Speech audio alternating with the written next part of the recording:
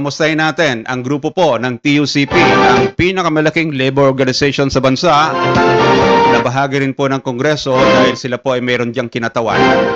Si Mr. Carlos Oñate, ang tagapagsalita po ng TUCP kasama natin. Sir Carlos, good morning. Ay, magandang umaga po, Sir Ed, at sa lahat po ng ating mga taga-subaybay. Sona na naman, ano ba ang inaabangan po ng sektor ng paggawa dito po sa ulat sa Pangulo o ulat ng Pangulo? Opo, no, sa mismong araw ng SONA, actually ngayong umaga, no, 9 AM ay magdadaos nga po yung TUCP kasama ng iba't ibang grupo ng manggagawa no aming State of Labor Address, no. Batido namin na nagkaroon ako kasi ng 4 na SONA eh. Ngunit ni isang banggit ng para sa manggagawa ay halos wala. Kung may mabanggit man lang ay ipinagyayabang pa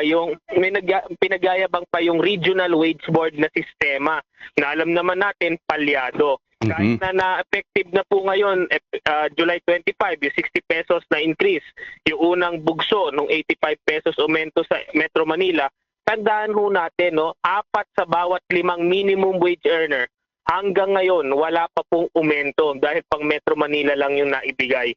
Ngayon din, no, ipapanawagan din natin yung pagtaas ng income tax exemption to 600,000 annually o lahat ng kumikita dapat ng 50,000 pababa, dapat zero na ang income tax. Sir, 50,000 pesos monthly salary.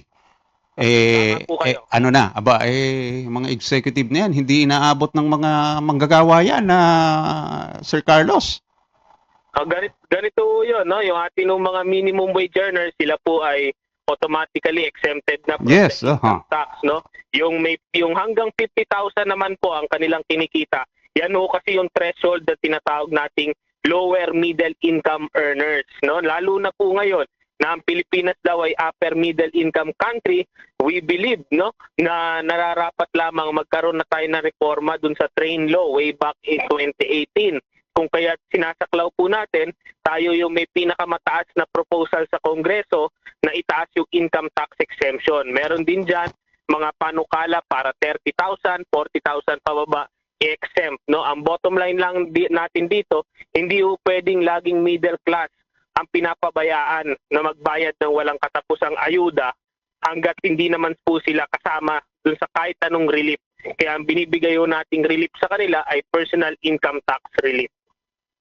Tama-tama naman at ang sinasabi ho ng chairman ng Committee on Ways and Means, si Congressman Miro Kimbo, meron daw pong tax relief measure na tina-target sila para naman sa mga middle income or middle class.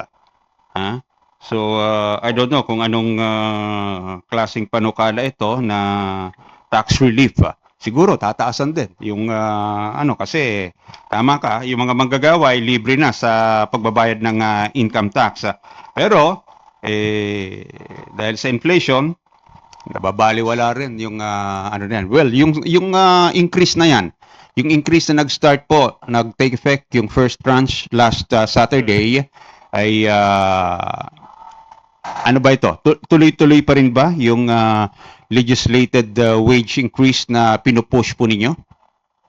Opo, no, yung 85 pesos na barya na nga ginawa pang hulugan ng ating Regional Wage Board ay isa na namang rason kung bakit kailangan nating ituloy yung 200 pesos na legislated wage increase. Kagaya ng nabanggit ko, pang Metro Manila lang yan. Yung iba't ibang region natin kailangan maghintay ng ilang buwan o even next year na sila makakatanggap ng aumento dahil dito nga sa RA 6727 na palyado ng malinaw, kaya kinakailangan ng legislated wage increase at 200 yung kinakailangang aumento.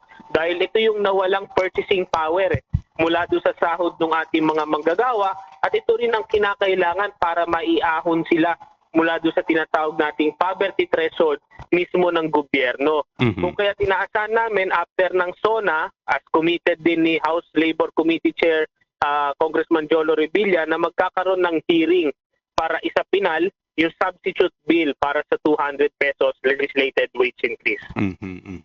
Well, sir, tinitingnan ko itong tax relief na ito para sa middle class. Ang plano pala ng silipin ngayon ng Ways and Means ng House ay tingnan yung comprehensive review para sa personal income tax regime. So yung binabanggit mo na hanggang 600,000 na annual income ng isang nagtatrabaho ay dapat libre na rin, zero tax na rin ito. Dapat.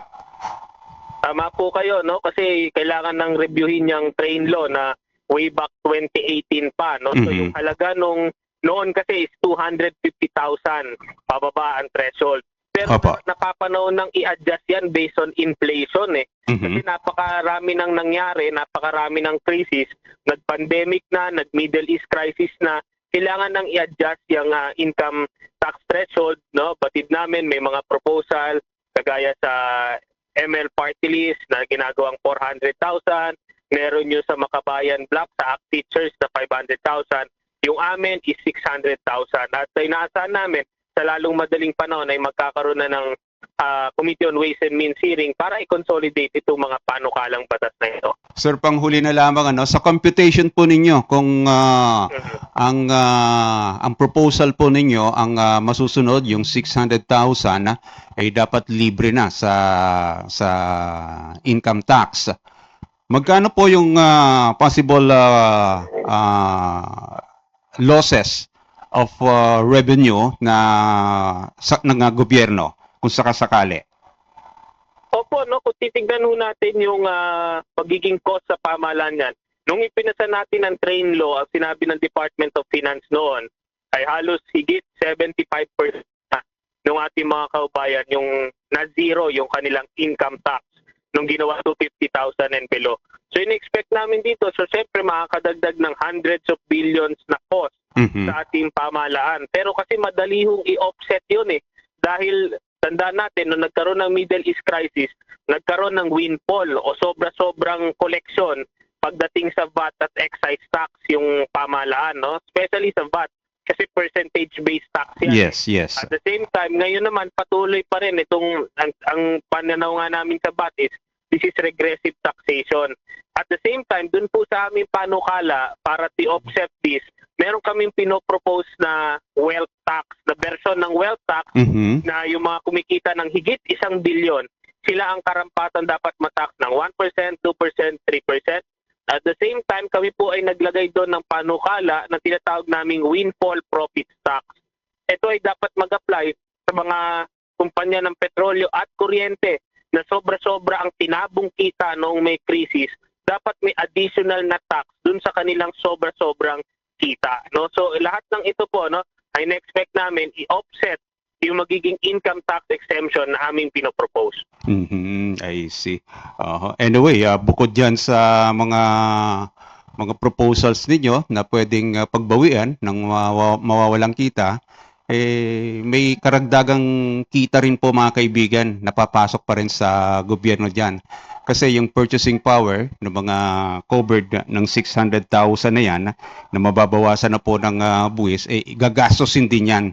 At magkakaroon din ng iikot yung perang yan, so magkakaroon ng economic activity, so makakatulong po yan sa ekonomiya ng ating bansa. Well, sana matupad natin itong mga pinapangarap natin na sa Sir Carlos, at tututukan namin yung mga developments at pagbabantay na gagawin niya rito. Baka may panawagan kayo sa mga kababayan natin na gustong mag-participate sa pagkilos na gagawin po ng TUCP. Go ahead, sir. Opo, no, sa ating mga kababayan, no, ngayong 9 a.m., no, samahan niyo po kami, no, sama-sama po tayo sa State of Labor Address. Gaganapin po yan sa TUCP sa Elliptical Road para pag-usapan po natin yung mga hindi man lang banggitin sa darating na SONA, no. Ito po ay less than 2 years left na lang sa administrasyon, no. Last 2 minutes na ito. Kumbaga para sa administrasyon, kinakailangan na po ng agarang aksyon pagdating sa pagdagdag ng sahod at pagbawas ng buwis. Sama-sama po tayo. Okay, with that, maraming salamat po at magandang umaga, Sir Caloy. Maraming salamat po, Sir Ed. Mabuhay po kayo. Yan po mga kaibigan, ang tagapagsalita ng TUCP, Trade Union Congress of the Philippines, Mr. Carlos Oñate.